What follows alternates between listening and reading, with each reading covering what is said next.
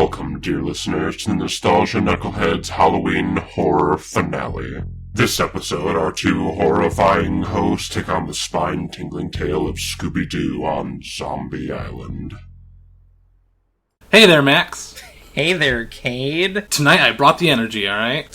Woo! We're breaking through for our first Night at the Movies special, and, you know, the grand climax of our Halloween 3-part spectacular. I am fueled up on Mountain Dew, and we are ready for some Scooby-Doo. Do the do. Scooby-Doo. Because tonight, for this movie and for the Halloween spectacular, I've selected Scooby-Doo on Zombie Island. Because after that terrible Goosebumps, I've decided we're not leaving it up to chance as to what we're watching. I'm going to be at least a little bit entertained tonight, and we're going to watch some good Scooby-Doo. I've hyped this up to you a lot, to be fair, so maybe it'll let you down. I don't know. Kade, what is... We could probably have a whole podcast on just Scooby-Doo and its various incarnations, so what's your relation to Scooby-Doo, if you have any? Okay, so Scooby-Doo is probably the first cartoon series that I ever binge-watched as a kid. I would wake up as soon as I could during like the summers, and I feel like they just had marathons of it all the time on Cartoon Network. I used to draw Scooby-Doo. It made me want to draw more, so I mean, I guess that's led me down a path, right? Looking back, it's pretty repetitive, but I mean, it was fun to know references to stuff that doesn't exist anymore. Like they had like the Monsters episode, maybe, or am I thinking of Addams Family? I think it was the Addams Family, because I know what you're talking about. It's like Scooby-Doo Movie Mysteries, which was an hour-long thing where they had like a special guest star, like the Harlem Globetrotters, or yeah, Don Knotts. I remember Don Knotts, and Batman. Yep, Batman with the old '60s Batman was on there too. It was exciting. What a world. Is that all? Did you not watch any other incarnations of Scooby-Doo? I watched a little bit of a pup named Scooby-Doo. I thought it was interesting that they actually made one that was set in Coolsville. The whole show is Coolsville, bro. And then I started to watch the newest, or not the newest, but the one right before it that got canceled after like, I think, 2 seasons, Mystery Incorporated. I've heard good things about Mystery Incorporated, I think. For me, because, you know, we gotta go back and forth here, Scooby-Doo is obviously an integral part. My childhood, I watched a lot of, like, the original Scooby-Doo from, like, the 70s. They had all the movies, like Ghoul School, Reluctant Werewolf, and Boo Brothers, which I watched all the time as a kid, and I think I I watched up till at least What's New Scooby-Doo. I was probably too old for it at that point, but, you know, I got to enjoy all the good movies since then, one of which is Zombie Island, and, Witch's Ghost is another really good one. Hex Girls, I mean, wow. I just remembered that, like, the movie is the thing that, like, I got super into, because it was, like, the first time I'd ever watched, like, something with, like, a CGI character, like, really integral to the movie. I don't know, I'm probably wrong about that, but I remember getting, like, the behind-the-scenes book and, like, poring over that thing, and that also made me interested in movies, too, just because I wanted to know how they were made and stuff like that. I never got into the live-action Scooby-Doo. I thought they were shit. I mean, hey. I still think they're shit, admittedly. Looking back, they are pretty bad, but Matthew Lillard, you know, he kind of helps save it a little bit. Only person that was cast right in that fucking movie was Matthew Lillard, and he fucking nailed Shaggy. That's why he votes as Shaggy now, because Casey Kasem's dead. I think that Linda Cardellini and, what's her name? Sarah Michelle Gellar? Yes. I didn't want to say Sarah Jessica Parker, because that's a different animal. That's a different animal altogether. It's a different breed of Bojack, that's for fucking sure. Exactly. I think we already gave away that we're watching the Zombie Island episode. I think the title of the video also gave that away, too. True, fair enough. It's very true. Oh, it's true. It's damn true. But I picked that because I think it's honestly the best piece of Scooby-Doo related media that's out there. Just a personal opinion. That, and, you know, it's obviously a very spooky movie, and it's Halloween, and we said we were going to finish it up with the Night at the Movies, and I said, this would be perfect, and you said, let's do a wheel instead, and I said, no. And I said, that's fine. You know what? It's fine. I said, we're not chancing watching another Goosebumps episode, though I would still like to watch that Goosebumps movie, admittedly. I mean, I would too, yeah. Semi-off time. So, what I was going to say, though, was, like, it's great that you picked Zombie Island, just because it's the one that terrified me as a kid. Oh, you had a very good reason to be terrified of Scooby-Doo on Zombie Island. I'm sure we'll get over it. Why did it terrify you, though? Tell me. The trailers for it, I was just like, every time Halloween would come around, I'd be like, oh no. and then like that trailer would come on for it's coming out, we're gonna watch the episode, and I was like, but it's terrifying. Like, it looks terrifying. The art style in the creatures are terrifying looking. Oh man! And so it broke the mold for Scooby-Doo stuff. Yeah. And I know I'm beating a dead Sarah Jessica Parker here, but Christ. I was too scared for things, and like I just couldn't handle it. So it did. I guess. Yeah. It did break the mold for a Scooby-Doo thing, because a fun fact about Scooby-Doo on Zombie Island, it was based on an unfinished episode of SWAT Cats. What? It's apparently it was based on an episode of SWAT Cats that never got finished called The Curse of Cataluna. Oh. And so it's why it's so different from a Scooby-Doo movie, because it's not even wasn't originally written for Scooby-Doo and that gang of people. You do mean SWAT Cats, not Samurai Pizza Cats, right? SWAT Cats, kids. SWAT. We'll watch that show eventually, okay? It's gonna come up. Samurai Pizza Cats being SWAT Cats mixed with Teenage Mutant Ninja Turtles, basically. Samurai Pizza Cats. Here's in a half fur, I don't know. Hair on your pizza. So, anything else you want to say about Scooby-Doo on Zombie Island, kid? Or Scooby-Doo in general, or anything? Okay, final question before we dive in is... Yes. Are you or are you not a fan of Scrappy-Doo? No. Good answer.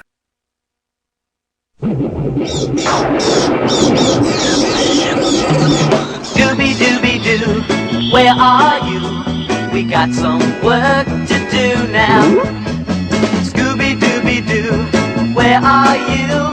We need some help from you now. Come on, Scooby-Doo, I see you, pretending you got a sliver. You're not fooling me, 'cause I can see the way you shake and shiver. You know we got a mystery to solve, so Scooby-Doo, be ready for your act. Don't hold back, and Scooby-Doo, if you come through, you're gonna have yourself a Scooby snack. Scooby-Dooby-Doo, here are you. You're ready and you're willing. If we can count on you, Scooby-Doo, I know we'll catch that villain. Hey there, Max. Hey there, Caden's Clearwater Wolf. Why do you call me that? I don't know. I just think it's funny. Same reason that one kid called you Big Rig in high school, and then I called you that for like 3 years. It's true, and Munchbox. Lunchbox, and I was Casper, because I'm whiter than the driven snow. We just finished watching Scooby-Doo and the Curse of the Zombie Island. Is that correct? It's just Scooby-Doo on Zombie Island. Scooby-Doo on Zombie Island. And oh my god, it is as good as I remember. It is pretty good, and without any prior... I've never watched, any prior viewing, this is a pretty good Scooby-Doo adventure. And I think that... Well, I'll get into it later, but I thought it was very, very good. I have prior knowledge of it, because it was on, do you remember when Cartoon Network would have, the Cartoon Network Night at the Movies thing, where they'd have, the projector set up, and be like, now it's time for the Cartoon Network Friday movie. This week it's Scooby-Doo on Zombie Island. And that's when I watched it as a kid, and now that I watched it again, I'm reminded of how good it actually was. Yeah, no, I remember that, and that's part of the reason why I never watched it, because I was like, oh no, it's coming on.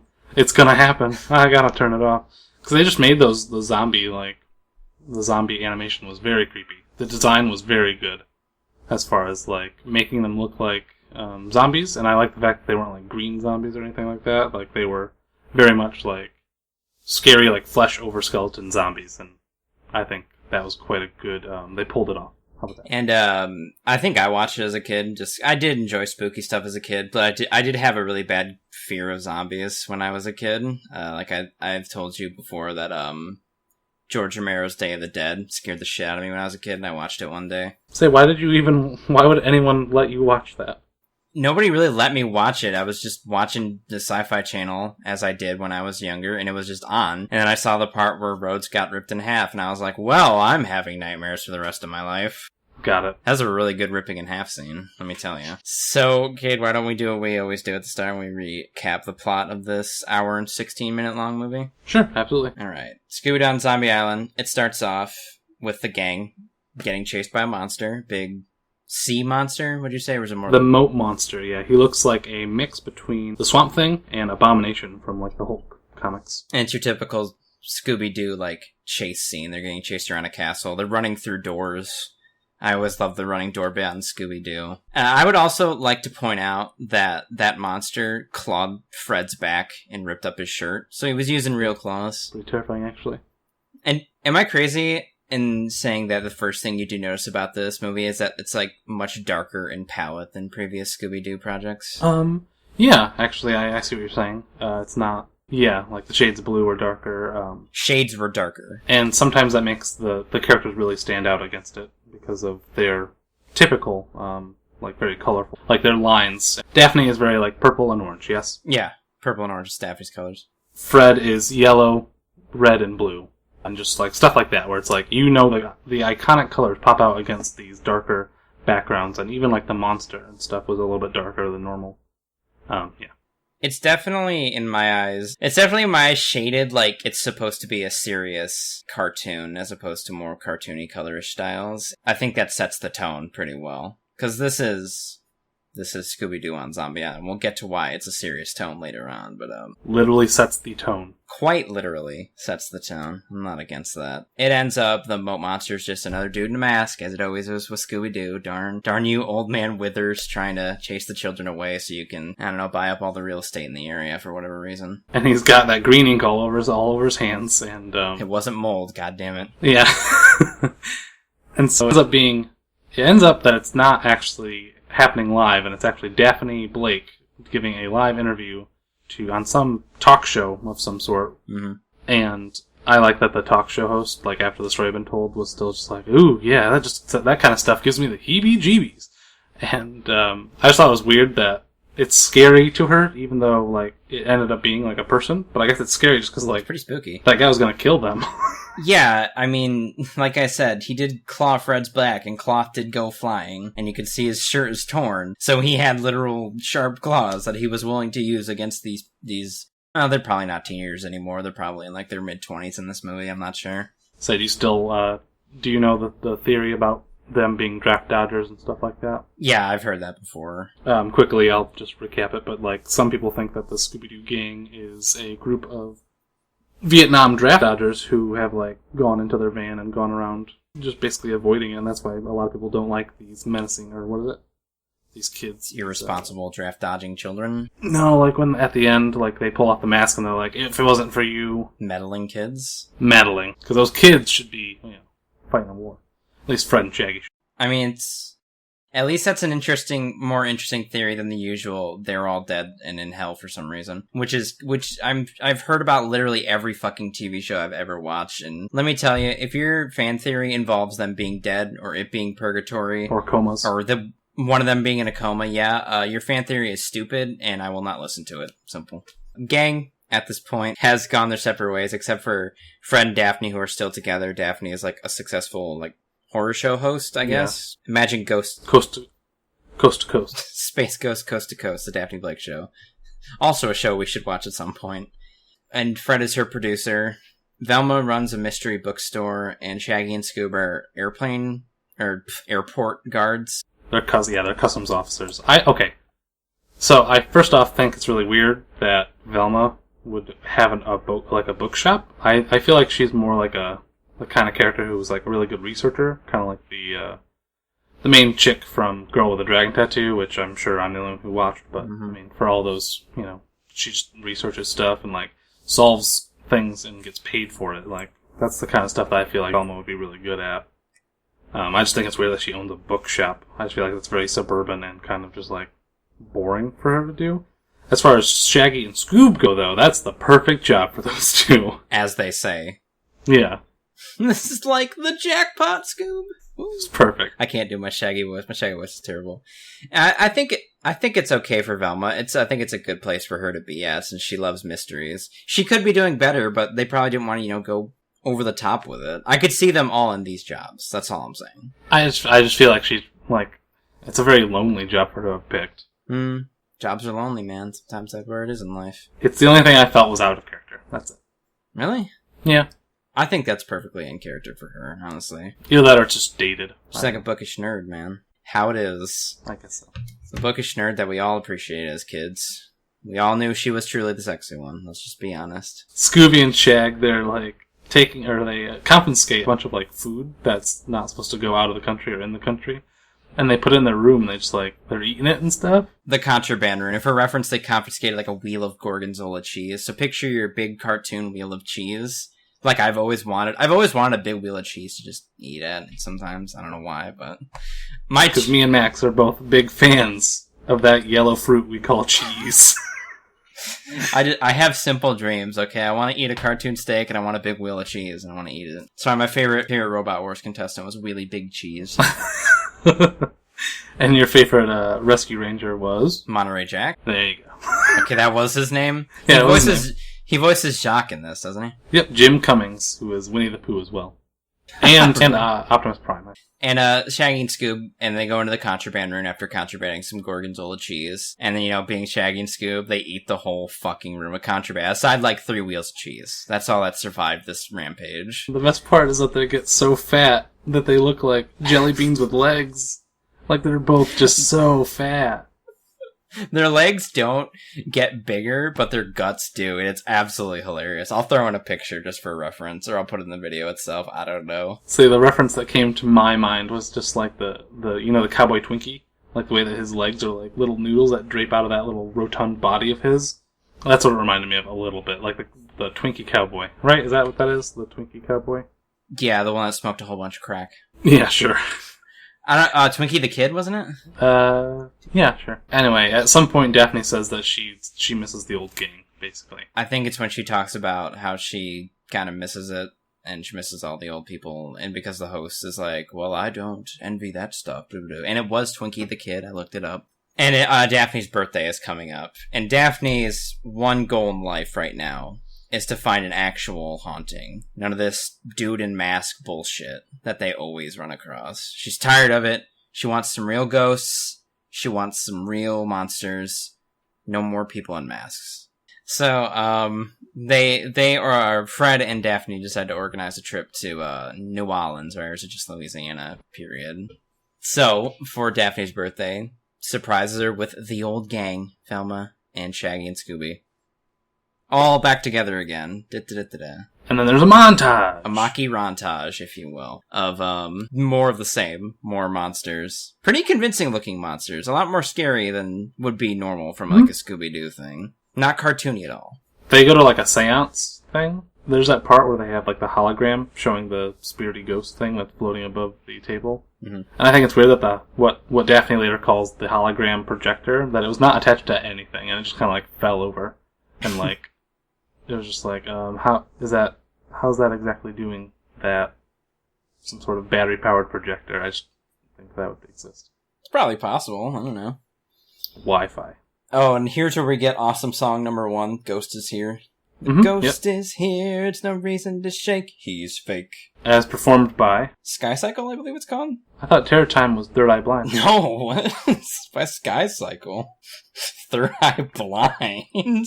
Where the fuck did that come from? I read the credits. What? I'm pretty sure both are done by Sky Cycle, dude, not by, I mean, we can look this up. If you want. Anyway, we're getting into some... We're getting into semantics when it's really not needed. Yeah, performed by Third Eye Blind. No, nah.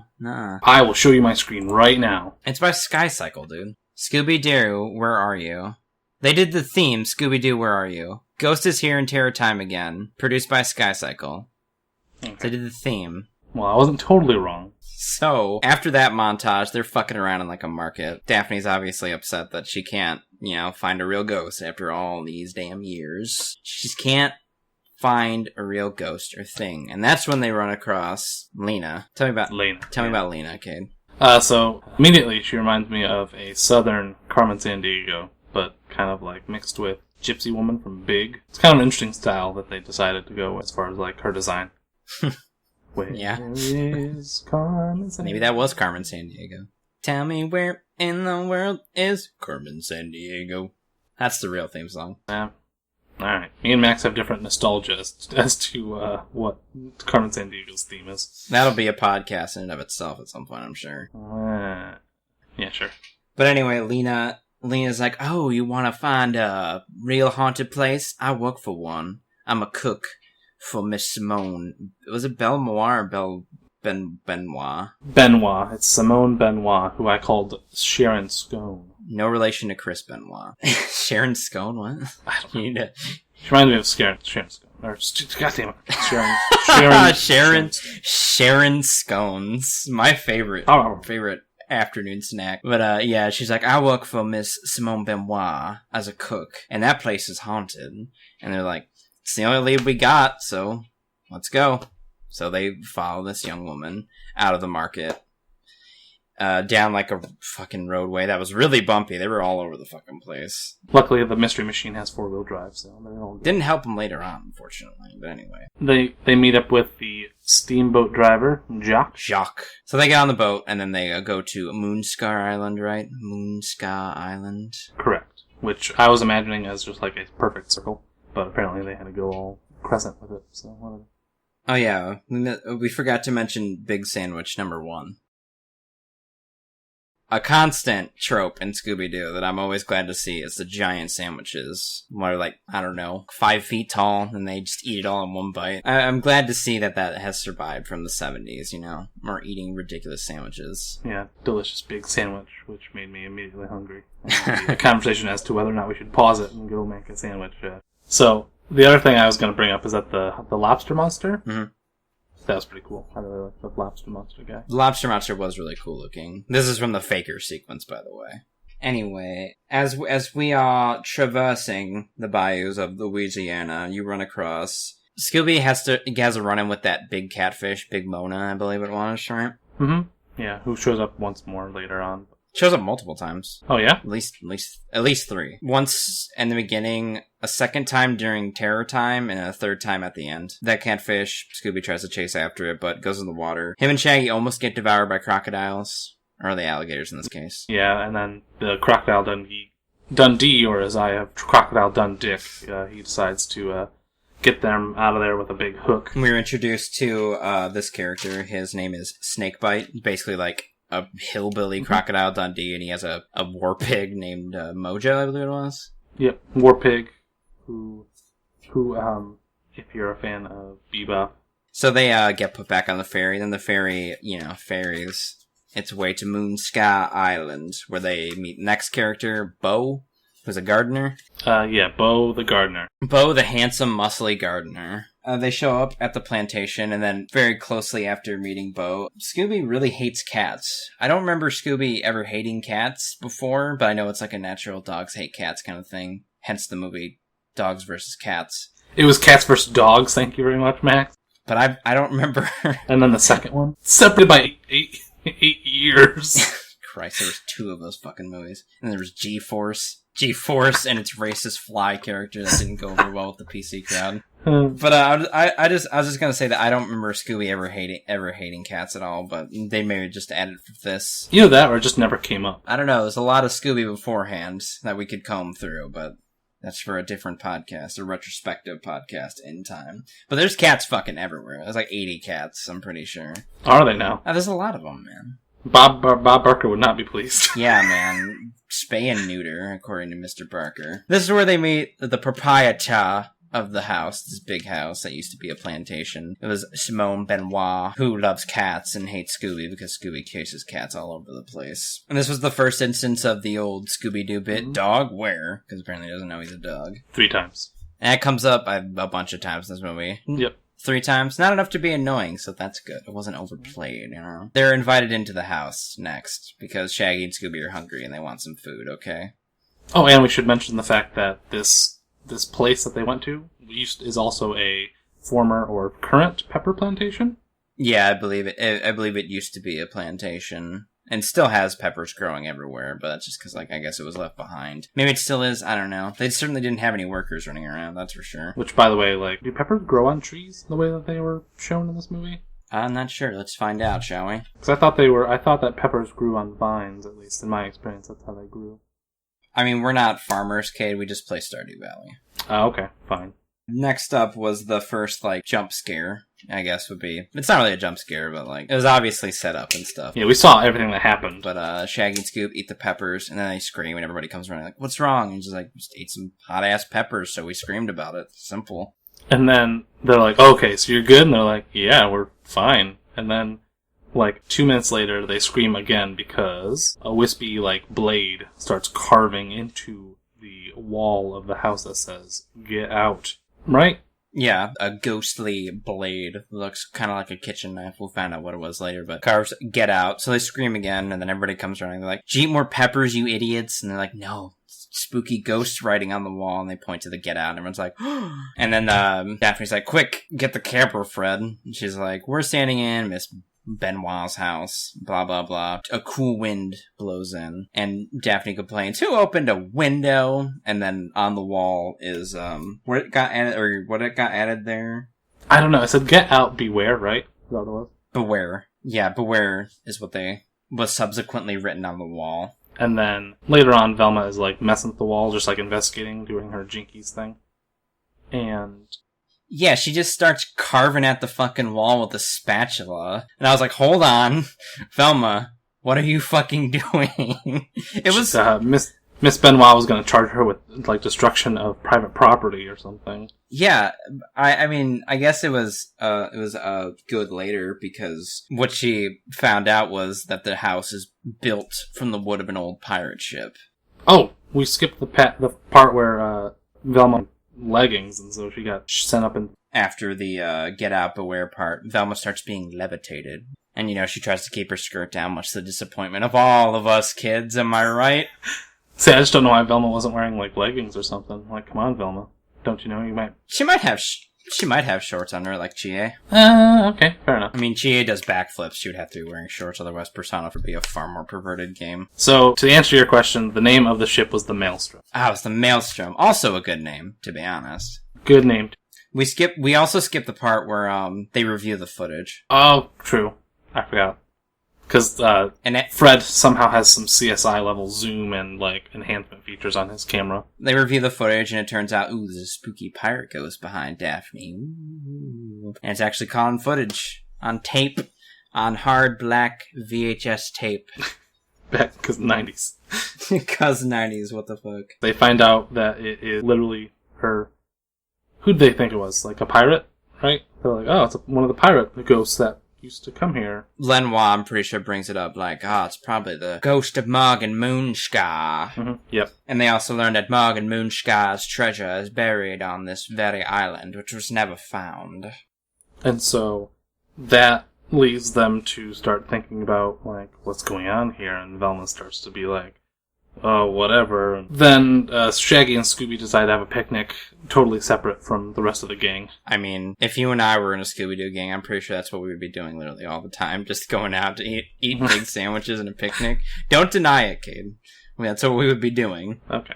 But yeah, they decide to go and eat stuff. They eat, like, more peppers, because apparently now they have the taste for it, even though they made them scream the first time. And they had was it coleslaw, too? I'm trying to remember the thing the cats were eating before Scooby got pissed and chased them off. Yeah, I couldn't quite figure that out. I was like, it's not cereal or anything. Like, I can't even think of, like... They said it explicitly. I just don't remember what it was. I think it was coleslaw. I will believe. Anyway, Scooby ends up chasing after some cats. And also, did you notice that they, like, made Scooby, like, deform his face a bunch in this? Yep. Like, accordion face at a point in time. Oh yeah, they were having all the fun with Scooby's face. I'm happy that... And frog face. Yeah, frog on his face, literally. I'm happy that even that this movie was clearly supposed to be a more serious endeavor, they didn't get rid of any, like, the zaniness. They still had, like, the Hanna-Barbera sound effects. They still had, the weird facial deforming that's quickly, like, fixed with, like, a movement, obviously. Sometimes the sound effects were at the detriment to the more serious tone of this show. There's one point where their legs are not matching up to the running sound effect that they do,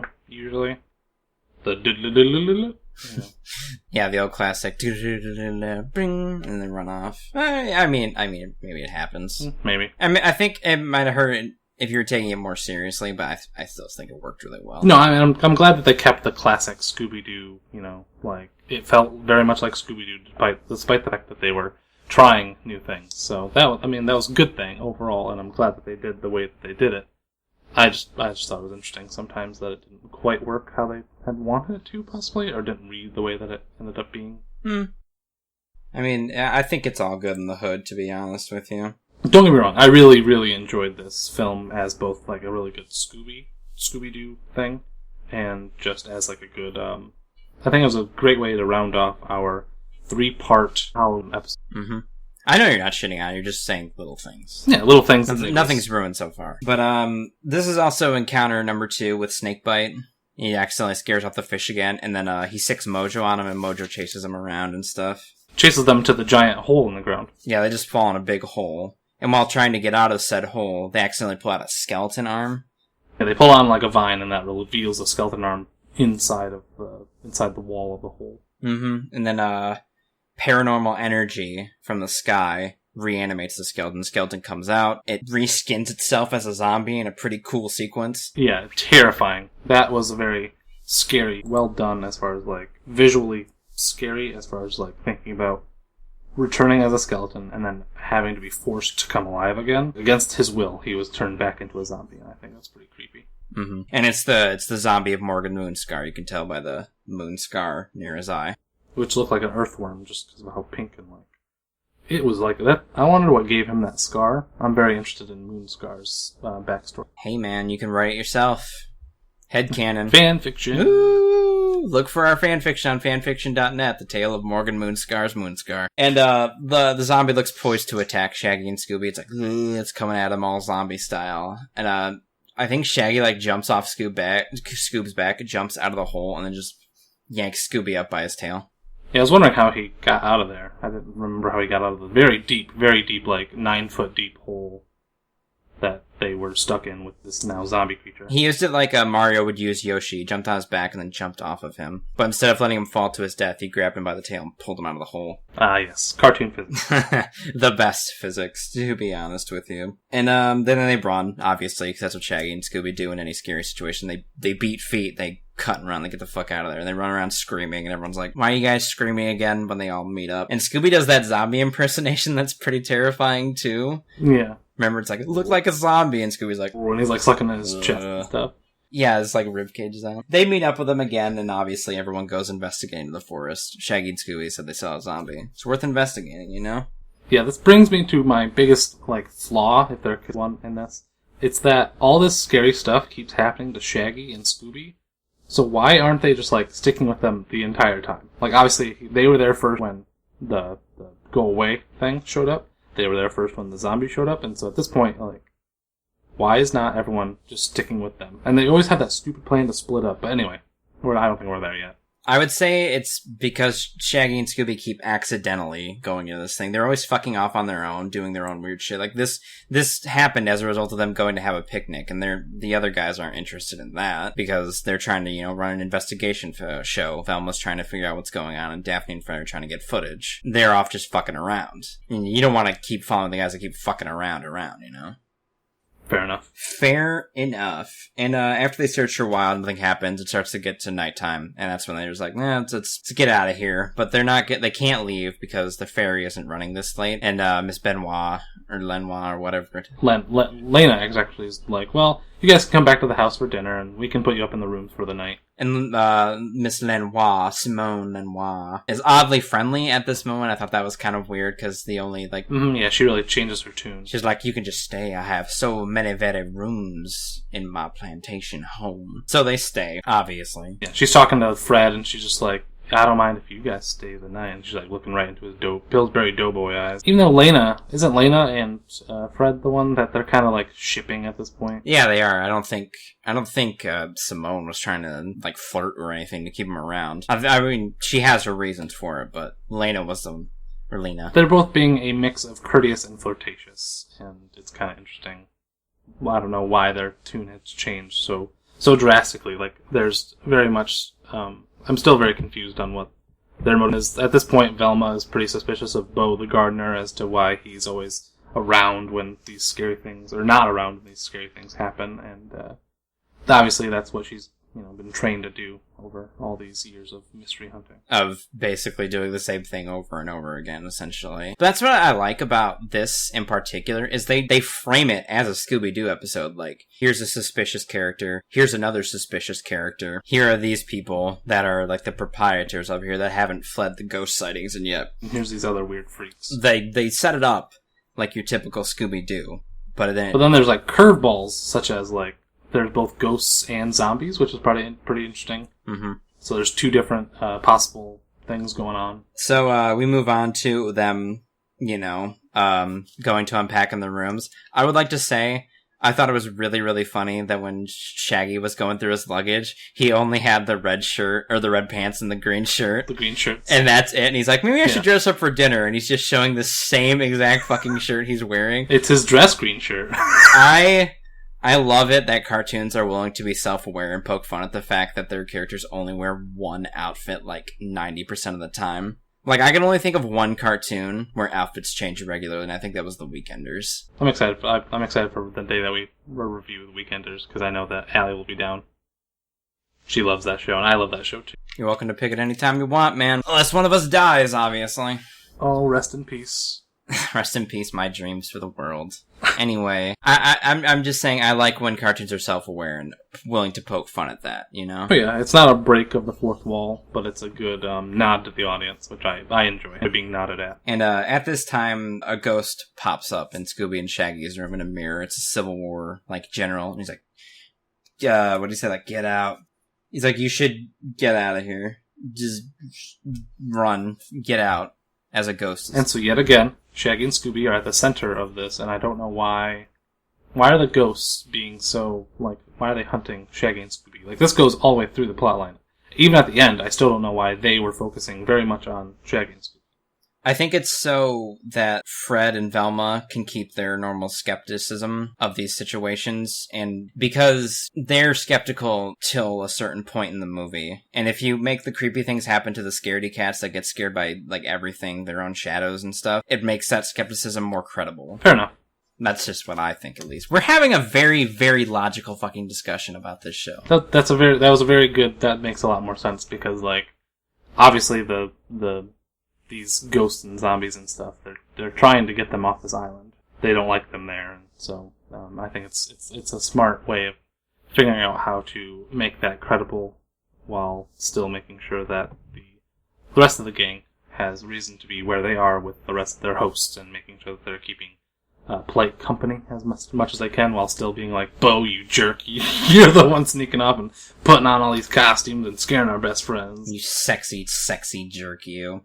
But as it turns out, the mirror in the room belongs to, a Confederate colonel, and the house has some history with the Civil War, Confederate barracks were set up around it and stuff, so that's where the Confederate ghost comes in. As at this time, Fred's like, there's probably a logical explanation for all this bullshit, and Velma's pretty much in the same camp, but Daphne's like, what if this is the time when it's actually real, She's really See, that's what she's really hoping, but the one weird thing is, Velma was there when she was like, there's no wires on me when she's levitating, and she's trying to figure out, they never really think about what was going on there. But Fred and Velma are still definitely like, there's something. There's just some crazy guy who's got some powers or some sort of a magnetic lift or something. And then we move on to dinner now. Shaggy and Scoob are exiled to the kitchen, but that proves more of a problem because that's where all the cats are, and Scooby chases all the cats out. And then Simone's like, I have had enough of this fucking dog.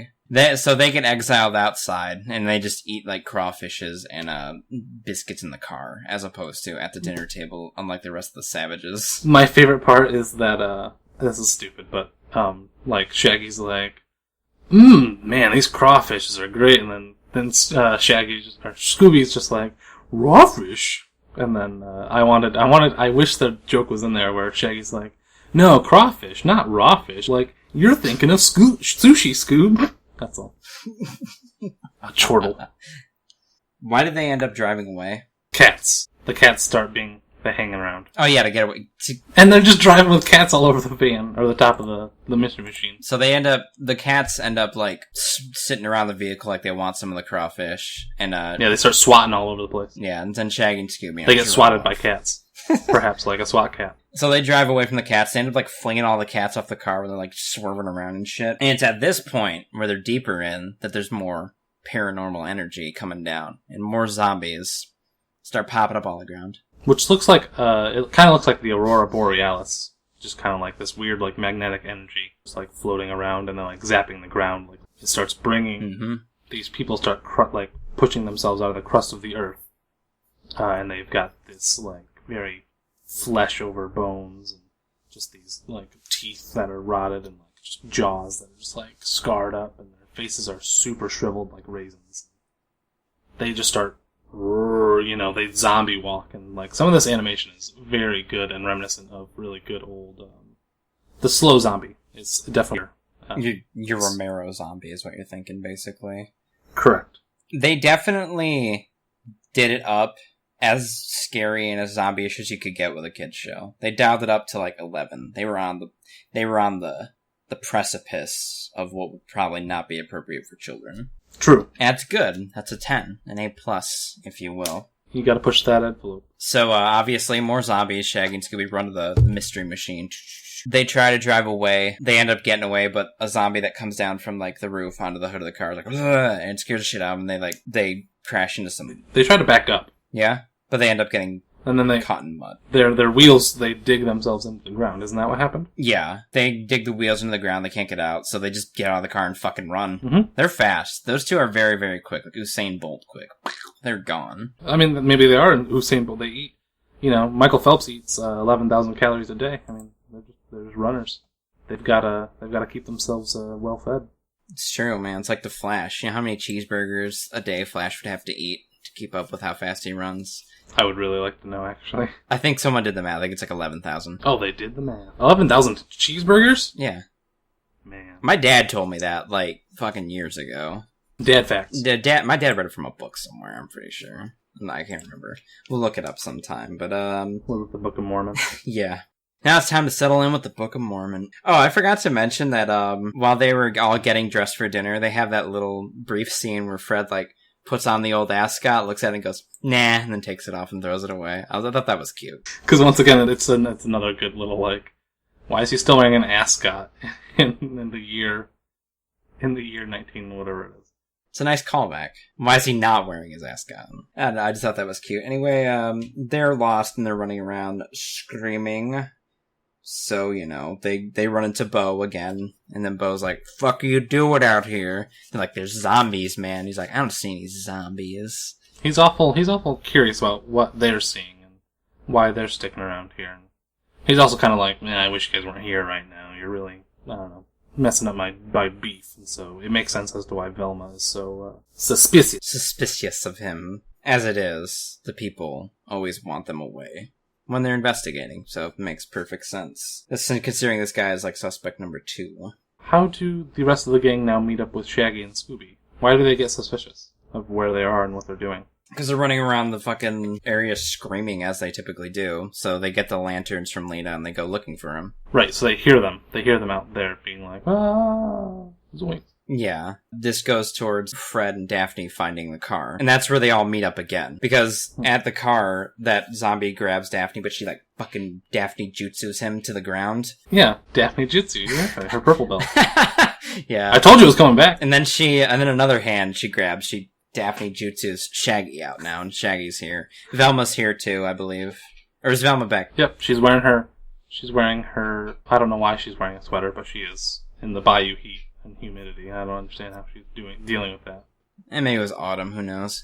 I guess so. I don't know, I don't really care. It's a harvest moon, so that makes sense, actually. Actually no, Velma isn't there. They split up. Like, Fred and Daphne split up, and Bo and Velma went off on her own. I remember because I looked at my notes, and it says, quicksand, childhood's peril, because we were all prepared to deal with quicksand at a point in our lives, even though we would most likely never run across it in real life. I love that shower thought, which is just like, based on cartoons alone, you would have thought that quicksand would have been a more epidemic of a problem than it is in real life. Pretty much, yeah. And that comes up because Velma and Bo are off investigating, and she's still, like, in his face. She's like, you're up to something, Bo, you piece of shit. And he, like, grabs a big fucking rock, and it looks like he's gonna, like, throw it at her, but he throws it, like, way over. But he tries to stop her from going X direction, and then he just hucks a giant rock over his head, and then he points out it's quicksand. And she's like, oh, jinkies. Quicksand. My goodness. Also, I thought quicksand was more of like a desert problem than it is here. But I don't know where it's a problem, because it's just everywhere in cartoons, but nowhere in real life. It's true. Where is quicksand in real life? I have no idea. Like, I think there's quicksand in the Lena Dunham, or not Dunham, Lena Headey, Jungle Book movie. I guess I wouldn't be that surprised to see it in like a bayou, since that's all like mud and water and shit. Yeah, it makes sense. the silt. We'll look up the geographical relativity of quicksand later. The quicksand belt near Ecuador. Quicksand belt wherever you need it.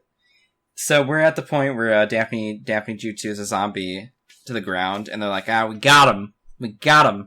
And, you know, they're like, aha, take off his mask. So Daphne tries to take off the mask, and she's like, I can't get it off, because it feels really real and weird, and Fred's like, out of the way, let me do this, I'm Fred. Saying this is in the Goosebumps episode, they also talked about, like, how the mask felt like real skin, and so this time they also like, it feels so real. And I'm just like, it's an interesting trope that's showing up now.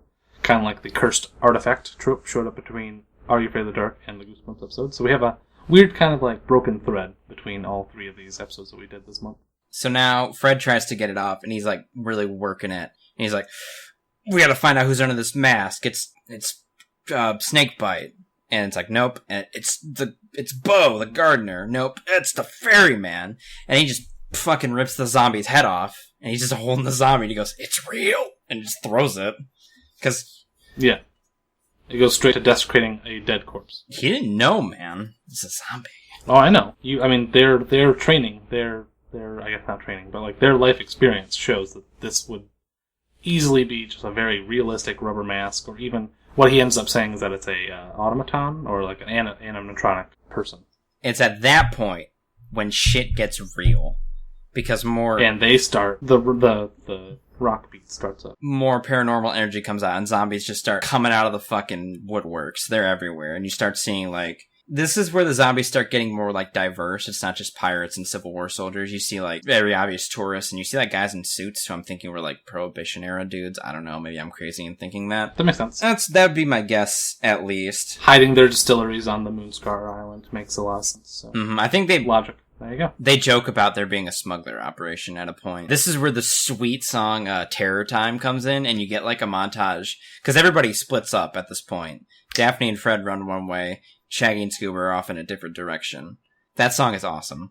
Like, amazing. So that is truly the crescendo of what Scooby-Doo was made for back in the 70s or 60s. And now we're here, and this is why they created it, so we could have this awesome song as sung by Sky Mall. Sky Cycle. Sky Cycle. Unicycle. Not Third Eye Blind, unfortunately. But Kryptonite, yeah. It's 3 doors down, Kade. Oh my god, I'm just awful today. Kade doesn't know music. Anyway, this is where Fred... I guess you found my kryptonite. It's true, remember music. This is where Fred loses the camera, he drops it into the quicksand. The quicksand does its job, as it always does. Eats it up. Sky Cycle montage. And I would also like to say, that scene where Scooby falls into the quicksand and Shaggy tries to get him out was really, really funny for some reason.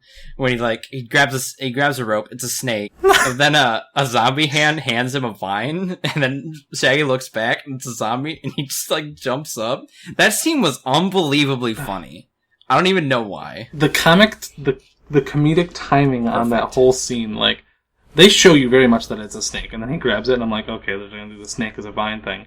But then, like, the way that Shaggy, like, handles this thing and goes, like, the animation made the joke actually land, even though I was, like, ready for it and, like, rolling my eyes, and then, like, it made a lot better than I thought it was going to. And the fucking zombie handing him the vine, man. Like, that was such, like, I don't know what it was, that was, like, perfect. Like, the animation was perfect, the direction was perfect, even though it was cartoon. It was just... It made me laugh my ass off, and you did too. We both just busted a gut there, because it was just so funny. I guess maybe it being, like, really quick, too. It was like, snake, vine, sees a zombie, both jumps out, boom, boom, boom, all in, like, one big sequence. Yeah, it was right. It was like, joke, and it was perfectly, it was a nice cavalcade of comedy. Oh, also... I wrote down that Vine shit was hilarious. It's also at this time when Fred and Daphne are being chased by the zombies that they pull back that big vine and they flick it at the zombie, but it just cuts him in half and the legs keep coming at him. I'm glad that you mentioned that because I really like how they did a good job, like even with like the removal of the head and now this part where they like split the bodies in half and like they're still working and stuff. That was like the closest horror that we had as far as like gore horror or like shock horror. And they did a really good job of doing this, like, this is the furthest that they did as far as, like, pushing what little kids should be watching on television. And thinking about It gets a little more later. like character people being cut in half is kind of not exactly something I wanted to think about when I was old enough to be watching this. Yeah, I watched this and I loved it as a kid. This is also where Shaggy and Scooby stumble into a mysterious cave and they run across 3 little wax dolls of Fred and Daphne and Velma, which they immediately start fucking with. Because, I mean, why wouldn't you, I guess? And I think it's weird, first off, that Daphne doesn't have any, they all have, a little scrap of colored clothing on them. And Daphne's the only one that doesn't have any sort of, identifiable color or marking on it. It's just a weird wax. Did it have something on it? It had her hair. Did it? Yeah, you didn't see her, little scraps of orange hair? Oh, is that what that is? She combs her hair 800 times, so they probably took it off of her comb. Oh, okay, that makes sense. That makes sense why they even added the combing sections of this of the show in there too. She wasn't just being a weird ditz; they were showing foreshadowing. You gotta have your hair look nice for the camera, too, kid. Fair enough. I'm not saying hey, fair enough. And that explains the levitation stuff. They're obvious voodoo dolls, and the 3 start levitating into the air. Mm-hmm. This is when Fred and Daphne, Velma, and Bo all double back to the house. They get away, but Shaggy and Scooby are still running around like idiots. Yep, luckily all the zombies are being nice and slapstick with them and not trying to be too scary, and they kind of poke them on the shoulder Not trying to eat their internal organs as zombies are apt to do these days. That's when they come back to the house, the foursome. Fred stumbles into he stumbles into the false stairs, and it's this is old Confederate hiding place so they could hide from Union soldiers and blah blah blah. That's where they get met up with Lena again. Lena's like, oh, it's terrible. The zombies, they dragged away Miss Benoit. I'm sure it would have been nice, too, for those Prohibition-era smugglers as well. Either way, really. And that's the story Lena gives, that the zombies dragged Lenoir away. But Velma's immediately you're full of shit. Mm-hmm. Because there's obviously no drag marks. Mm-hmm. She sniffs it out immediately. Like a dog. Perhaps like a Great Dane of some kind. Where could we find one of those? I don't know. Marmaduke? Yeah, we gotta get Marmaduke on this case. Quick. They start exploring that under area, and they come across a voodoo ritual ground. Velma points it out. It's it looks like a area for voodoo rituals. With really cool panther statues all over the place. Mm-hmm. Velma immediately gets in Lena's face about it. It's there was no drag marks at all. You're lying, and blah, blah, blah. And this is where the heel turn happens. This is where it's Lena and Simone that are the evil ones, and they capture them with the voodoo dolls and tie them up with the voodoo dolls, too. As it turns out, it's no one that had suspicion on him. It's not Bo. It's not Snakebite. It's not Jacques. It ends up being that the shoe doesn't go on another foot. It goes onto another paw. And it's actually both Lena and Simone Benoit. Dun, dun, dun, dun, dun. They tie them up, and they start to point out the Harvest Moon ceremony. It's coming soon. They gotta do it at, midnight. Flashback. And that's when... No, not the flashback. That's when they, cat out. That's where they get the ears, and then they start getting, the feline eyes and, the fangs and stuff. And that was pretty cool. Yeah, and this is where Max had told me that this was based on a SWAT Cats episode previously, and I was just oh, I see why it was a SWAT Cats episode. It's true, but I don't know. Apparently that's what it was, and it ended up becoming a Scooby-Doo script. One of the best Scooby-Doo scripts ever, so, And this is where they begin to explain everything at this point. As it turns out, every Harvest Moon, Simone has to basically devour the souls of somebody. It doesn't matter who it was, and they did it to the pirates. This whole thing happened because years ago, there was, this little cat cult in this area that Simone and Lena were a part of. And the pirates came, and they chased them all off. I would also like to point out that all those people were devoured by crocodiles, or at least it was very, very heavily implied that those people were all ripped to shreds by crocs. Exactly, and that makes me surprised as to why they left the crocs there, because, I guess it's the pirates' fault, but, I don't know, sometimes people really take vengeance on everything, even the murder animal. If a lion is being forced to eat someone, then they, kill the lion, too, or in the case of, poor beloved and departed Harambe. That's just a tragic situation. Yeah, I don't know where you're going with this. Let's get back to that. As it turns out, the pirates all force those people to die except for Lena and Simone, who get away, and then they curse them. They say, we want these guys to be cursed, but is it their cat god curses them to be cat people. So they turn into, like, Werecats. werecats, basically. Like big, honking fucking cats with claws and shit. And then they kill them all. But as opposed to... What? I was gonna say, as opposed to dog, were, they turn into werecats. I mean, haven't you ever played Altered Beast? Yes. Wolfe. Good stuff. Good game. Wolf. Bear. I like the bear because it looks like he's shitting when he's crouching. I like, it reminds me of the JonTron gif of just like... Oh yeah, you can't beat him, join him. And in their attempt to curse the pirates, they curse themselves. So every, like, harvest moon, they have to devour the souls of somebody. And it came in the form of the pirates, it came in the form of the pepper plantation people, it came in the form of the Civil War soldiers that were in the area. You see a couple Union and a couple Confederate soldiers amidst the zombies. And then Prohibition stuff, and then it starts really becoming tight because Lena has to start, like, bringing tourists. Luring people and tourists and like vacationers, and that's why there's people like with Hawaiian shirts all over the place as well. It's kind of sad, actually. It's an interesting sadness, but they also cut away now to Shaggy and Scooby. They've managed to make it to the barge, the boat, barge, the Jock steamboat thing, yeah. Yeah, and they're like, Jock, we got to get out of here. Scooby and Shaggy are about to abandon their friends, but it turns out Jock's a cat person too, and he goes. Werecat form on him. Full werecat form on him. He didn't fuck around. Yeah. I was gonna mention the fact that, like, he has white hair before this starts, but then, like, he turns out and he starts like a ginger tomcat. But he kind of looks like the Beast from X-Men. And he's got, like, these big, like, jowls and stuff, and he's just like, raw! And his clothes get shredded, and he's, like, muscular underneath all that fat. Or I guess his transformation makes him muscular, as opposed to the fat kind of, like... He almost looks like... just like a good neighborly, like, farmer man. Like a nice, Old MacDonald. Kind of like, if you can think of, like, what Old MacDonald might look like. Kind of looks like just swamp, bayou, Old MacDonald. Alright then. And, Jacques starts to, chase them. He actually does manage to grab them, but a big crowd of zombies tackles Jacques to the ground. Shaggy and Scoob get away. And at this point, we're starting to realize that the zombies have nothing to do with the, like, being evil as far as, like, the cat. They're not Simone or Lena's, like, minions.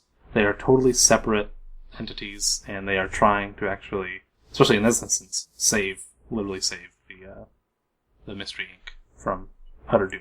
As they run away, Shaggy and Scoob trip in the same cave from earlier. It's at this time they're about to devour the soul of Fred and Velma and Daphne and Bo, who was with them as well. They stumble in and knock them to the ground, and they knock the voodoo dolls all over the place. They knock them close to a torch.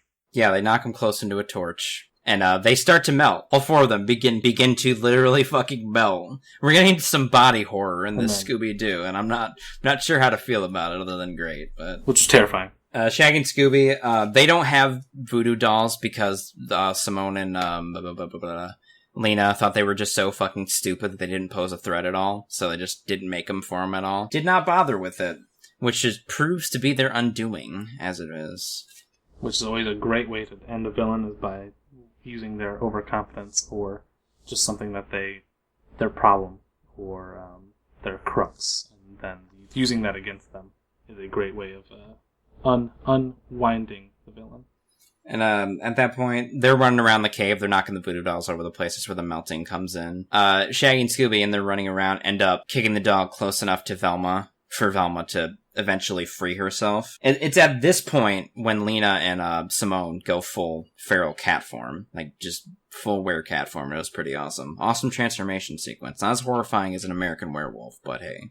I'm surprised, though, that, like, whereas Jock, like, his body and face and everything turned into a cat, the way that Lena and Simone change and transform is very, like, they keep their hair and they keep their basic, like, human face.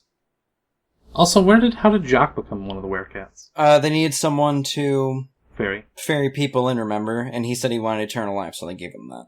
Oh, okay. They brought him in to the fold. It is at this point where, they free themselves, and using the torn scraps of, Simone and Lena's clothing, they fashion the voodoo dolls. But right before that, Lena and, Jacques chases them. They try to run out Shaggy and Scoob, but Jacques chases them back in, and he grabs them. The zombies take Jacques down again. Lena, I keep saying Lena, I know it's Lena, but Lena and Simone grab them, and they start to drain their souls out, like green energy, and then they start to, like, age rapidly, like it's fucking Raiders of the Lost Ark all over again.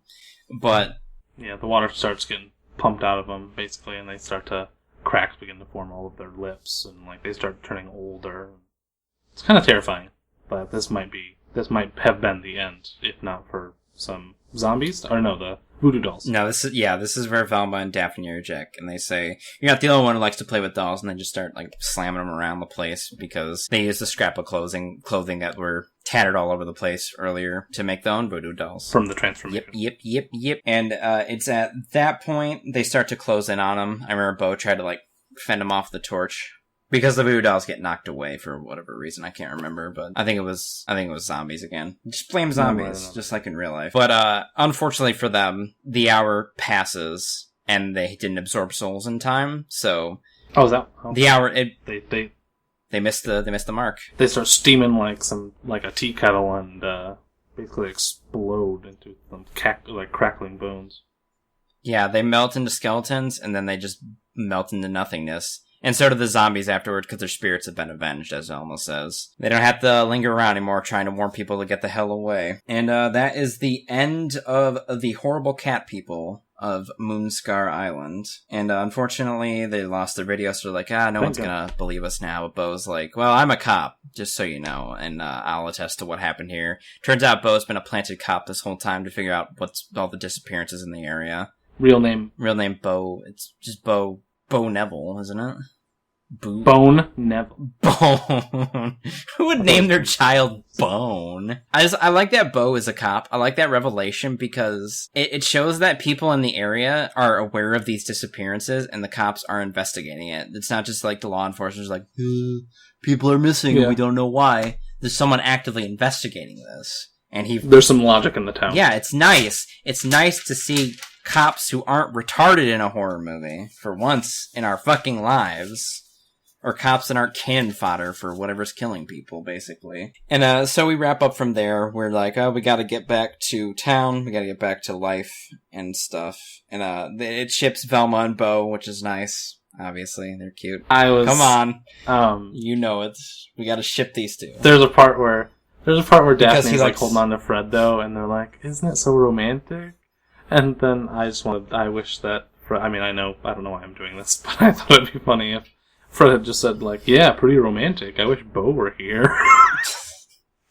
Pretty romantic, Bo, but Bo's focused on Velma now, and those two are together. They're the OTP, man, Daphne and Fred. I guess. Hey, man, they're the OTP, one true pairing. They almost broke up over Lena and Bo, though, in this little situation. I don't know if they were together this whole time, though. Yeah, I don't know what's going on. Like, seems like it being implied that they were a couple since they were still together after all this time, even though he was just her producer or whatever, but I don't know. It doesn't matter. It didn't detract at all, so it's just worth pointing out that we couldn't figure that out. And Scooby screws over the snakebite guy one more time, who's trying to catch the fish, knocks it out of the way, and then they're gonna have their one quiet meal. And then all the cats are there, and it ends on like the circle enclosing Scooby's face. He's like, rats. And then that was the only thing another thing I would say that was kind of not great was the ending is very kind of lackluster. But hey, whatever.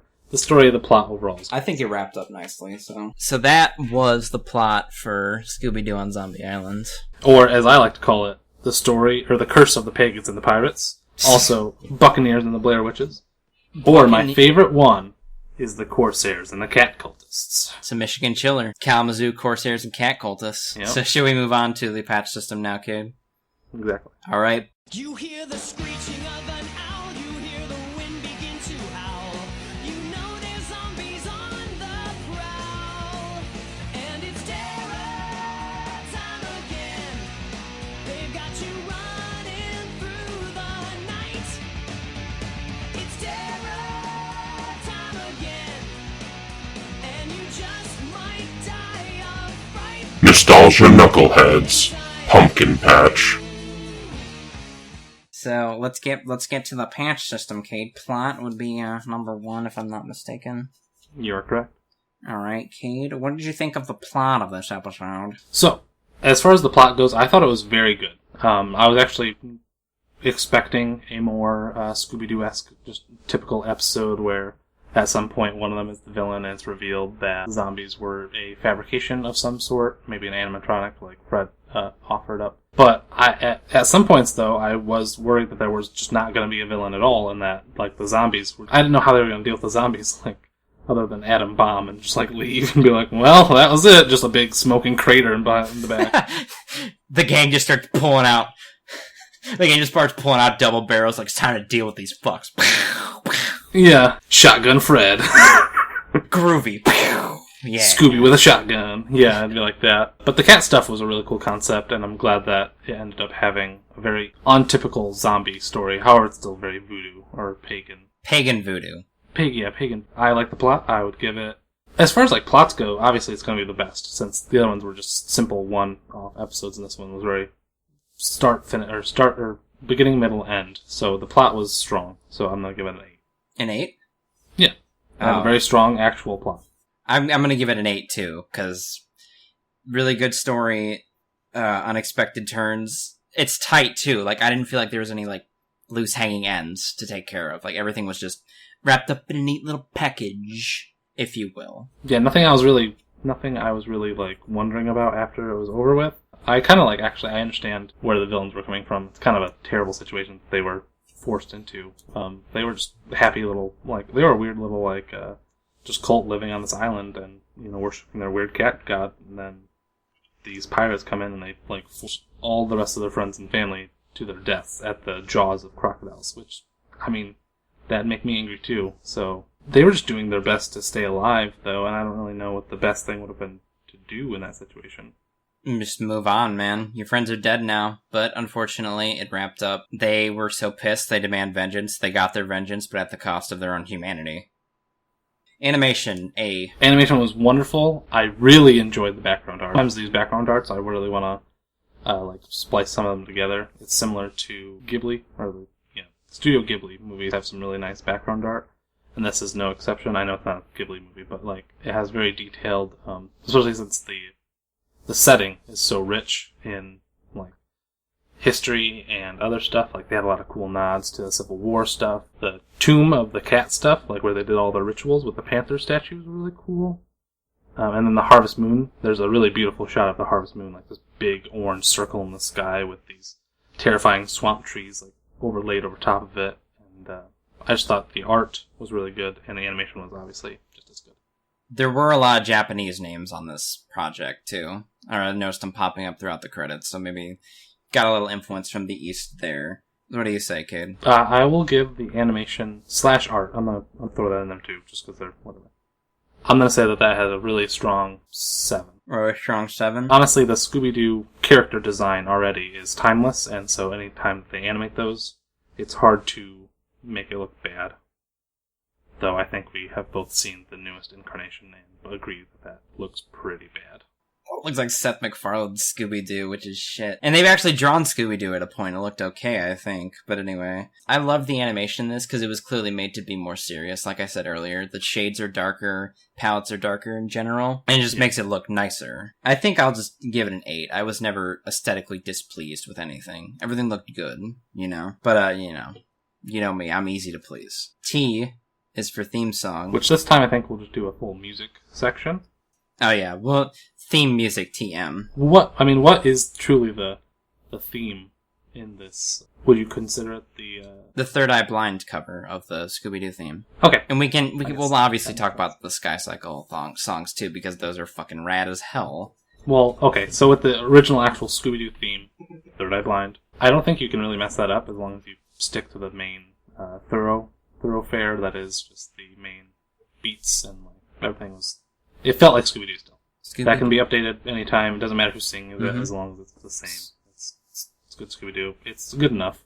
I don't really think the Scooby-Doo theme song is that great overall, actually, but it works. I would like to say that's one thing about Scooby-Doo, in that it's basically timeless. You could take Scooby-Doo and put him anywhere, and it would work. You could put him in now, you could put him in the 90s, the 70s where they started, you could put him probably a couple years into the future if you wanted to. It's a cast that... I mean, it'd be cool to have a Mars Scooby-Doo set in 3500. I mean, I'd watch it. Scooby-Doo Jr. on Mars. It's like Sherlock Holmes in the 22nd century. Yeah, I would like to say that's what I like about Scooby-Doo. It's timeless, basically. You can put it anywhere. The theme was pretty good. I mean, I think my My favorite Scooby-Doo theme song in general was probably the one that Good Charlotte did for What's New Scooby-Doo, but I gotta listen to like all the Scooby-Doos in a row again. I like the original just because it has the bats at the beginning. Like, it has the bats coming out, and then it goes, ooh, and then Scooby-Dooby-Doo. It's very like... Where are you? The Monkees, or back then. The good stuff. Classic. Obviously, timeless is going to be a term that comes up a lot, so... It's all coming back to me now. So what do you think of the two... Boomerang. What do you think of the two Sky Cycle songs? The Ghost Is Here, I think the first one's called, and Terror Time. Ghost Is Here is pretty okay. It's not as memorable as the other one. Terror Time. Terror Time is probably one of the greatest songs of all time that I've ever heard, regardless of the fact that it's tied to Scooby-Doo. It has some of the best, like,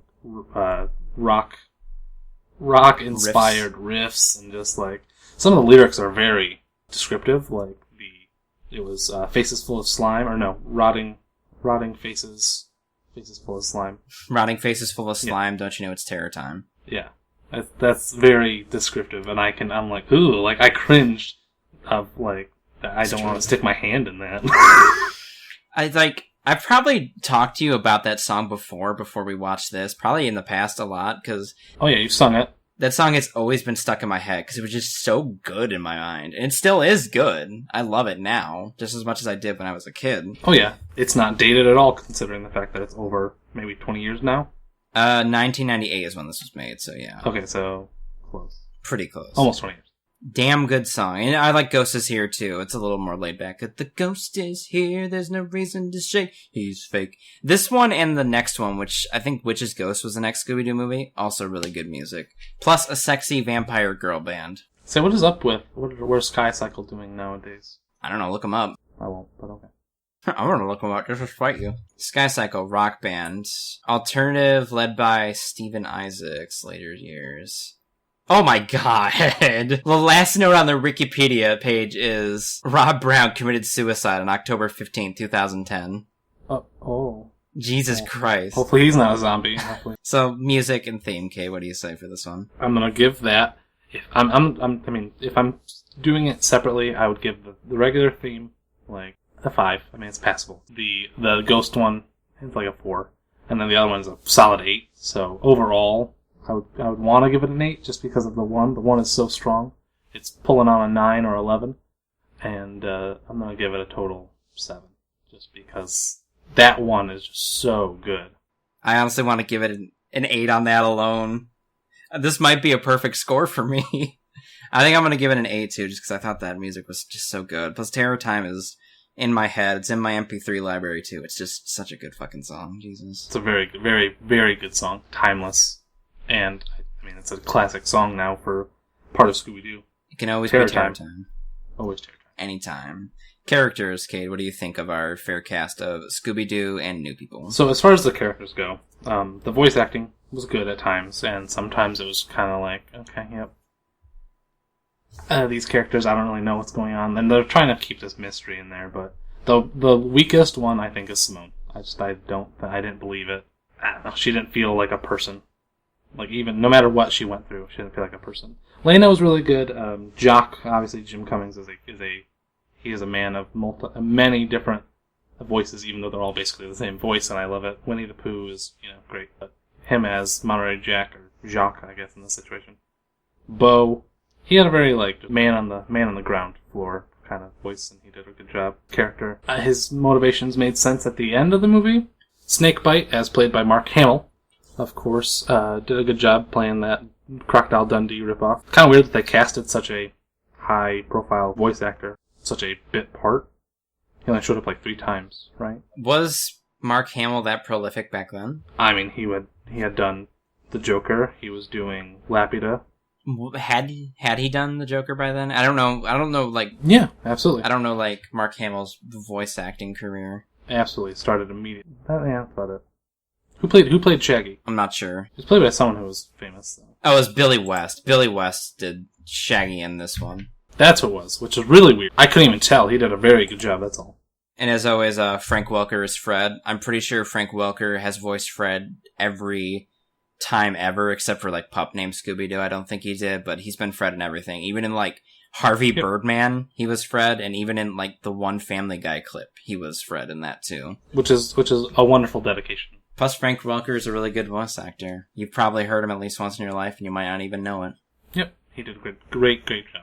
I would like to say they also kept up, like, character integrity really well, too. Because everyone was, like, their original characters, just put in a situation where the monsters were real, as opposed to just some douchebag in a mask. So they twisted the characters a little bit, but not enough to break them to the point where it's, like, unrecognizable. Like, Daphne wasn't always the damsel in distress, which was wonderful. Like, I'm glad that she was able to handle her own.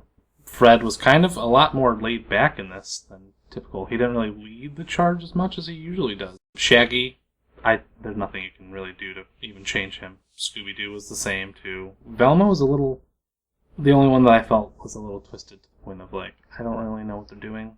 Especially like, I don't know if the skirt thing was them trying to like, I don't really know what they're trying to add or do to make Velma a current character. What are your thoughts? Set me straight. I'm not sure where you're going, to be honest with you, but I'm wondering when the projection of Daphne stopped being the damsel in distress came. I don't know if it started with like the live action movie or not, which is fine. I would think like after you get kidnapped for the 50th time, you go down to the Y and take a couple judo classes. That makes sense to me. It's the same with, like, Chris Redfield from Resident Evil. To go on a side tangent here, Chris Redfield was a pretty normal guy in Resident Evil, like, 1 through Code Veronica. But in, like, Resident Evil 5, he just turned, like, a huge barrel-chested action hero. And everyone, like, would make fun of that. Like, haha, Chris is on steroids. And this is addressed in Marvel vs. Capcom 3 in one of his, like, victory quotes. He's like, listen, I deal with giant monsters all the time. I would be crazy not to go bulk up. And I was like, that makes perfect sense to me. And it would make sense to me in Daphne's light, too, because, like I said, you get grabbed enough, eventually you learn how to defend yourself. You go take a judo class or a kickboxing class or whatever the fuck she did. That makes sense. They were trying to evolve the characters as time went on. I think Fred, I guess Fred was always the logical one. I always attributed the logic to Velma, which she was in this case, but Fred, until the very first zombie encounter, was like, oh, this is all just horse shit and nonsense and blah blah blah, smoke and mirrors. And Velma was too. And everyone seemed kind of like their old incarnations, but slightly updated. And everybody there also had good motivation. And when I say that, I mean like the side characters, like Lena and Simone. Obviously, they're there because the curse that's been pushed upon them. They need to keep devouring souls to keep going. Jacques was brought into the fold because he wanted to live forever. Beau was there because he's a cop. And it makes sense why he's snooping around all the time. It makes him look suspicious. Everything wrapped together for me. I don't question anybody here. That's all I'm saying. Just to clarify, the Scooby-Doo movie, like the live-action film, came out after this did. So this is the... Okay. If I had to start as far as, like, what was the start of her Daphne, especially being a taking care of herself type of deal, I think this might have been the start of that. Probably, which is good. I'm not against that. Watching this, I really wish that the Scooby-Doo movie, which I loved as a kid, which I talked about in the beginning, but looking back, I recently watched it not too long ago. It does not hold up, and not only are the special effects not good, it just doesn't hold up as the same way that this does, where it has the internal logic and thought processes of a full, like, universe. Like, Scooby-Doo universe makes sense in this movie the most, I think, of any. And in that movie, the live-action film, it does not. And so I kind of wish, which a lot of the stuff from this live-action film, I feel like, took a lot of inspiration from this movie, especially, like, them splitting up and starting with a flashback of them solving a quick, like, monster case. And I kind of wish that this was the live-action movie. I would have loved to have seen this in live-action. It would have been awesome. The live-action movies are shit, and I don't really care what anybody says. I've always hated the Scooby-Doo live-action movies. I thought they were such garbage, except for Matthew Lillard. I thought Matthew Lillard was a perfect Shaggy, but other than that, those movies were shit. I hated them. Like, I would have loved to have watched those characters run away from, like, just a terrifying, snarling, like, zombie, and, like, I can imagine what that would look like in live action, and, like, oh my goodness, what a wasted opportunity to not adapt this as the Scooby-Doo movie. I agree. This and Witch's Ghost is really good, too, because, well, I won't spoil Witch's Ghost. We might watch that, actually, but they're both really, really good. So what do you give them overall, kid? What's your rating here? Are we on characters? Yeah, that's where we are. Characters, as far as the original cast, that we always see. Perfect. They're 8. This is probably the best incarnation of them there ever has been. And it's kind of sad that Billy West is the one who was the Shaggy in this case and not Casey Kasem. But He quit. oh, did he? I think this was at the time where Casey Kasem quit because he wanted Shaggy to be a vegetarian, and it was like a big dispute over a Burger King commercial. Oh. I think this was that time period. Okay. I think that's what happened. Casey Kasem's like, I want Shaggy to be a vegetarian. They're like, no, goodbye.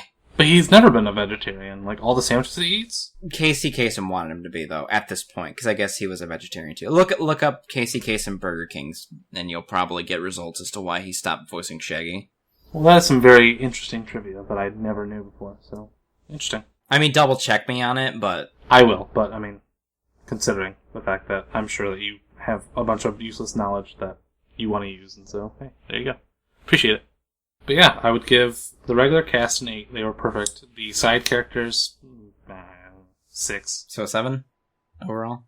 You really have something against this Simone character, don't you, kid? I mean, she just didn't have any personality. I mean, she was kind of like, I'm a cold, like, I don't know. You kind of have to be a cold bitch if you're devouring the souls of innocent people to keep yourself alive, though. Fair enough. But, I mean, she didn't even try to hide it until she realized that they were sticking around for longer than they were expecting. Had them in their clutches, man, so might as well spring it on them then. Makes sense. 8 out of 8 for me. This is gonna be a perfect score for me, I'm pretty sure. Like, this is such a good movie. Like, I can't even articulate how great I thought it was. And let's hit the H-up category. Let's say humor and horror in this instance, since it actually was really funny and was really scary too. Humor and horror, Kade. That's exactly what I have written down as well. We didn't even talk about the fact that it's going to be a rating based on both humor and horror, but I have that both written down. First off, the humor at first, I was not buying into it. Then they showed that the fat versions of Scooby-Doo and Shaggy, where they just look like the Jelly Bean, a much nicer version of the Jelly Bean Man from Rick and Morty, and they just have like these little pencil stick legs coming out of these big fat bodies, and they just look like beanbag chairs with noodles or spaghetti noodles stuck inside of them. God, it's just a funny image. As far as like horror stuff goes, zombies are nice and scary, and they do a really good job of doing clean, not too messy or bloody gore, but still it still has a visual impact. Not to mention, I'm going to go back to humor because that snake bit, we already talked about it, but 10 out of 10. 8 out of 8. Wonderful. That fucking snake bit, man. Yeah. So overall, the horror stuff, I mean, it wasn't as scary as I was expecting it to be. Also, I'm 10 years older than I was when I was like shivering underneath my blankets. But yeah, they did a really good job of selling a realistic and, for once, actually true, like, these aren't just people in rubber masks. Like, they are dealing with an actual threat, and I loved it. I loved the cat cult twist at the end. Really interesting. It didn't feel like it came out of nowhere. They had been foreshadowing it from the very beginning when she's like, oh, my owner has a bunch of cats. I'm like, okay. So she's a weird, creepy cat lady. Well, fine. I had no idea that the cats were going to be an integral part of this whole thing, and a cat god, first off, is just like really interesting and ancient and mysterious. Like, just the idea, I mean, it goes back to Egyptian times, like those kind of things. They just have a natural wonder, and my curiosity, you know, it brought like me a in. cat. I don't want to go too far, but I guess cat's got my tongue. I'm not gonna keep going on that. But it was great, wonderful, very Indiana Jones, sometimes very Uncharted-like, interesting pirates mixing with. It was a very weird, cool mix of this pirate stuff with pirate horror mixed with Civil War horror stuff. The visuals were very. You wouldn't think that Civil War pirates and like cat gods would all mix together, but like this really it gelled. I definitely think they pushed as hard as they could to get to being graphic, because I'm not sure how many. Well, Mummies Alive had the guy getting chopped in half, but that was like a stone statue. This is like a zombie, an ex-person, still filled with organs and stuff. I think they definitely went as far as they could with it, because this is a made-for-TV movie, and they probably tried to push as hard as they could to it. And good on them, because this was really, really good. It was a good amount of scary if you were a kid. It was a good amount of laughter. I can't believe I actually laughed at a Scooby-Doo thing, but like you said, that snake rope bit really caught me off guard and just made me bust a gut. It was so funny. So for me, unfortunately, the humor was not as solid. It had very funny moments, like Shaggy with all of his clothes being the same. It's just funny, like that's funny and a nod to the audience at the same time. Some of the expressions that Scooby-Doo made, like when he saw the owl and he like twisted his neck and his eyes like bulged out or something. There's just really funny stuff that I didn't. This is the most animated also that the Scooby-Doo characters have ever been, as compared to their very cheap Hanna-Barbera animation from the early 60s, late, wherever it's from. Anyway, I give it a 7 out of 8. Well, I'm gonna give it the 8 too. I'm gonna give it the 8 because I guess my expectations are kind of low because I didn't think a Scooby-Doo would make me laugh, especially now that I'm old as shit and crotchety and I hate everything. But the snake bit, the Shaggy with the same exact pair of clothing every time, and busting it out to say, should I dress fancy for dinner? Hilarious. I didn't think it would make me laugh as much as I did, but I did. So, we move on to overall now, Caden. Overall rating for Scooby-Doo on Zombie Island. See, overall, because we were looking at it as its separate wholes or separate pieces, all these separate pieces, which may not entirely be perfect, they come together to create a very solid and well thought out whole. And so the whole pizza pie is going to get a full 8 out of 8 for me. I gotta agree. It was really good. Yeah. I always harped on you saying, yeah, this is really good. This is the best piece of Scooby-Doo media out there. But watching it again, I realized how right I was. That sounds so pretentious, Jesus Christ, but I just said that. Just really good. If you're a fan of Scooby-Doo, if you're a fan of good children's horror things, watch this, because it's so good. Any closing thoughts on Scooby-Doo on Zombie Island, Kid? I've already kind of said it, but this Scooby-Doo, it took the classic timeless nature of these characters, general setting, as far as like, you throw these young kids into this situation where they have to run away and be scared. They really took that ingredient, mixed it with this possible like SWAT Cats episode, and they kind of mashed them together. And I'm really surprised at the well that these two things, these ingredients from all over the place, like they took inspiration from a lot of things, and I can tell that they really thought about each thing and tried to make sure that it made sense in this little world and like stack them on top of each other like Jenga bricks. And it stayed solid the entire time. And so I'm proud of the foundation that they built, and I'm hoping that more people who, just weren't around when this Scooby-Doo came out, go back and actually revisit it. Because it is actually... Scooby-Doo's kind of becoming a dated concept, and this really is not dated at all. It really has a lot of concurrent charm, and I really wish that more things like it had been made. Well, Witch's Ghost was made too. I know. I'll have to watch that too. I wouldn't mind checking that out at some point too. But I agree, though I disagree. I do think Scooby-Doo is timeless, and I think it's something that could be done. Which is, it's still being done today. You have like the Scooby-Doo WrestleMania mystery and all that shit. Ah, yes. Yeah, I mean, I hope so. I think it's something that's timeless and can keep going, and we'll probably be seeing it until at least we're dead. I'm not against seeing, like, Scooby-Doo, like, 2028 or whatever the fuck it would be called, but yeah. That'll wrap up our podcast on Scooby-Doo on Zombie Island, as well as our Halloween trilogy of horror. I would like to say thank you so very much if you've been listening.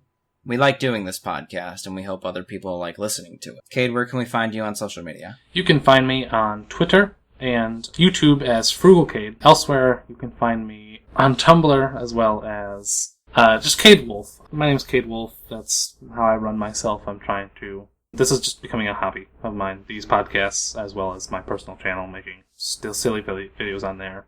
So yeah, if you're interested, go ahead. Otherwise, if you're not, that's fine. As for me, you can find me on YouTube, youtube.com/videogamesho. It's a Let's Play channel. If you like hearing my voice over video games, check it out. On Twitter, I am at Hades_Manticore. In closing, thank you so much for watching. We'll see you in the next video. It's been a slice, you guys. Thank you so much for watching the finale of the Nostalgia Knuckleheads Halloween Horror Spectacular. We hope you enjoyed this extra long episode, and that you'll tune in to our next episode as well.